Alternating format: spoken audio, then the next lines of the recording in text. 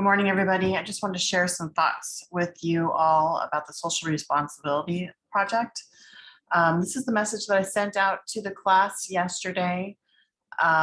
So just a few ideas here. Now, social responsibility assignment, and it's also called the shared assignment. It's called the shared assignment because every student that's enrolled in the SOCI 1301 course will complete this assignment individually. It's not a group project. So everybody will turn in their own project. And so there are 5 documents that you need to view, starting with number 1, the social responsibility instructions. And then number 2 is the Bogardus scale updated for the social responsibility assignment. If you don't know what Bogardus is, it is a scale that was, I believe they started using in 1922.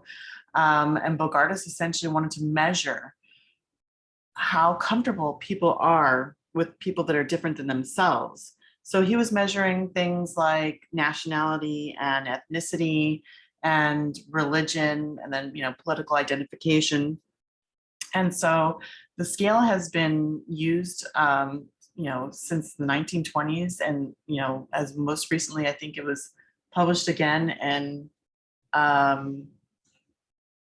think it was 2012. So every 10 years, some researcher will use the scale again to see, where are we today in terms of social distance. And so, think about it in terms of like social sciences and social distance, not what you think about with the current pandemic and COVID-19 and what we've been taught to think of in terms of social distancing. So, he in his scale, he essentially is asking, like, how comfortable are you with people that are in, and so they would, let's say they're looking at race, with these different categories of race. Would you marry that person? Would you have them as a friend? I think he used old words like chum.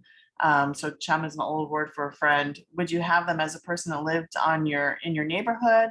Would you allow them admittance into your country? And so this is kind of the way that he was looking at, how comfortable are you with a person that is different from yourself? In any case, so you will also be looking at the Bogardus scale and filling it out yourself, so that you can see, measure what are you comfortable with. And so number 3 is the multicultural quiz. The multicultural quiz comes from a book on the media, a sociological investigation of the media. And it was published to help people to, think about their own socialization process. And, essentially in this book, the author is arguing that when we don't have access to people that are different than ourselves, that we fill that information in with information that we receive from television. And so, or media. And so oftentimes, in the media, we're getting very stereotypical views of the nature of difference. And so, that's why so many people have stereotypical views of people that are different than themselves, because they've been adopted from media. In any case, so when it comes to the multicultural quiz, that quiz is to help you to realize how diverse your upbringing was. And it goes through different time periods of your life, ages 0 through 5, and then 6 through 11, and so on and so forth. And so if you're a young person, because I think it goes up to age 25. So if you're younger than age 25, you can just repeat the results you got for the earlier category, so that you don't have a gap in the numbering system that they use. So you're going to add up that total, and then they'll tell you what that total is. And so then number 4 here is your social responsibility assignment terms. This is to help you to, cue into what terms you should be using in your project, how you should be thinking about this project. And so once you read the terms, you read these different things, develop some ideas about how you want to answer these questions. Please email me as often as you like to, work out any ideas that you have. Or if you you're just not sure, that's what I'm here for. I'm here to answer your questions. So, email me. And so number 5 is the social responsibility assignment grading rubric. So this tells you exactly what I'm looking for in order to assign a grade for this project. So, you absolutely should be looking at this to understand, how is your instructor going to be assigning a grade. And so at the bottom here, you can click on this and you can pull up the terms that way. This is what I was trying to send out to the class yesterday. It's also here. You can find all of these files here on the left-hand side by clicking on Files.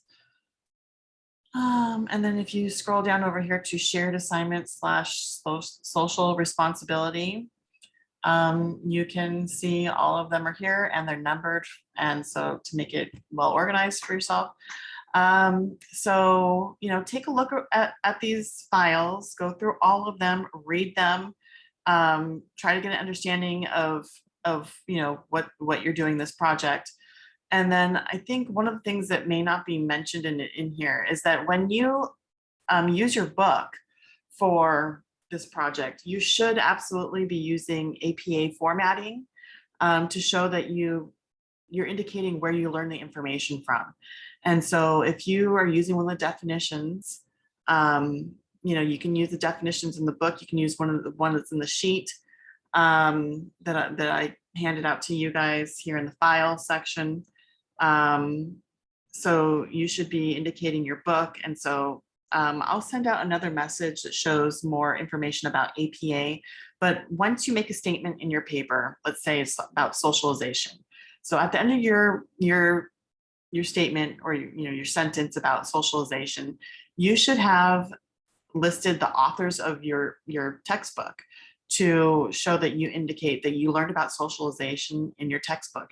You can also use, I think the textbook is the easiest one to use. However, you can use one of the lectures like a PowerPoint, or you can use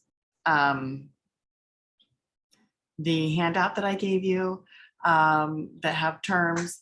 And so it is absolutely imperative that you cite in text within the body of your work where you're learning this information. Without those citations, your work is considered plagiarized. And so it is important at this level, at the community college level, that you are learning this skill. And so if you have questions about this, if you need more help about this, I am here to answer your questions. This is also a question that can be helped through the tutoring. If you don't know how to get help through tutoring, let me close this out here. I believe so BrainFuse online tutoring, you can click on this and you launch BrainFuse. Let's see what this looks like, blah, blah, blah, authorize.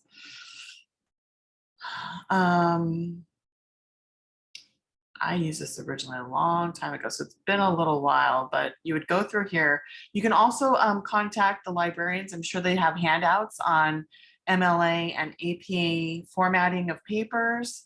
I will send out the class a link on how to APA format a paper, but essentially at the end of your statement, wherever your thoughts have been influenced by your textbook or by a PowerPoint lecture or by a film, at the end of your sentence, you just put in parentheses author's last name, comma, the year that was published. And if you're using a quote, after end of the quote, use parentheses, you put the author's last name, a comma, the year published, and a page number. Let's see. So I'm not going to click on this because I don't really want to get into a live session with them.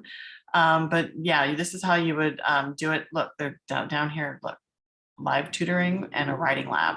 So these are great resources. I hope that you'll be using them. Let me click out of this. Go. That's where I came from. Okay, go back to my announcement.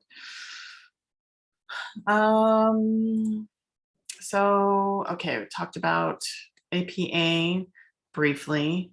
Oh, and at the end of your paper, there should be a references page where you list all your citations. And so for this paper, I would say the least you should be citing is your textbook. And so just be careful. There are multiple authors for your textbook. And so you would want to list all of them.